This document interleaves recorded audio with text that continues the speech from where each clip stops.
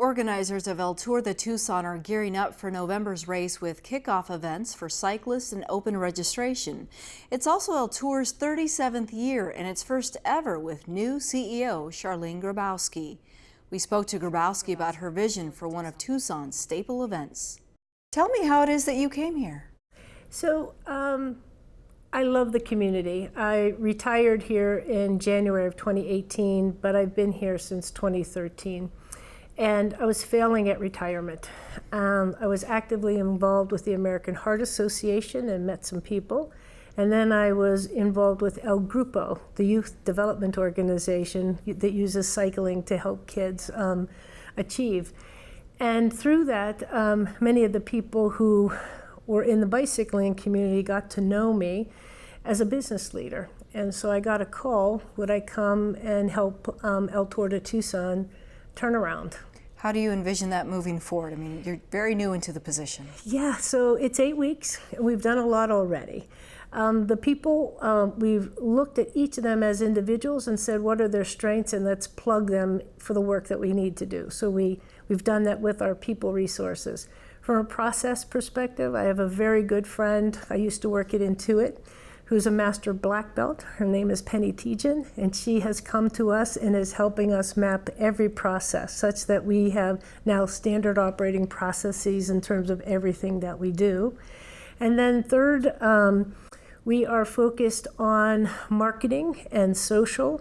And in order to do that, we needed to actually take our technology to a different level. So we have a wonderful company, Dakota Pro, that has come in and given us upgrading our internet service, and KGB Communications is giving us free computers. And so the community has just rallied. Everybody wants this to happen. So I feel responsible to make it happen. In the tour's 36 years, it has raised millions of dollars. Over $100 million with matching funds from different organizations, specifically Bill and Melinda Gates through the Rotary, as well as lots of other organizations. So we're very proud of that.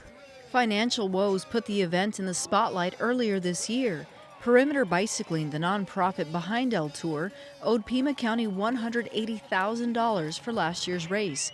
By April, the board announced it successfully settled its dues. But most recently, there was a debt that needed to be paid. How exactly did it come to that? It's in the Catholic Church and in organizations that are in the work of doing mission work, there's a saying, no money, no mission. And I believe what happened here was there was such an outpouring of give that we needed a little responsibility and maturity and work to take a look at our own organization and say, but what do we need to host this amazing ride? And if I could say, this is a host, meaning the ride itself is there for charities to use to raise money. And so we have, over 23 charities this year that are using the ride to raise money for themselves. I mean, it's so benevolent in its way of being. But even in that kind of organization, you need to make sure you're taking care of your costs first. I know this year El Tour has a GoFundMe account. You're also trying to drum up support amongst the sponsors. How much does an event like this actually take to put on? Well, it varies, but it's about $900,000 to pull this event off. Wow.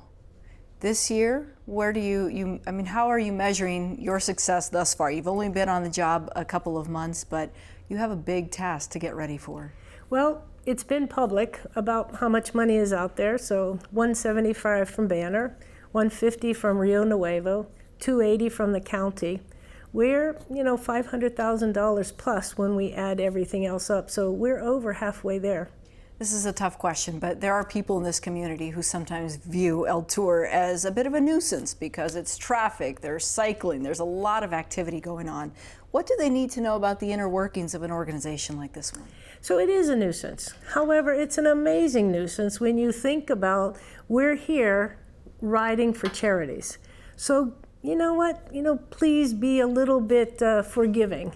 At the same time, we take a lot of care to focus on safety.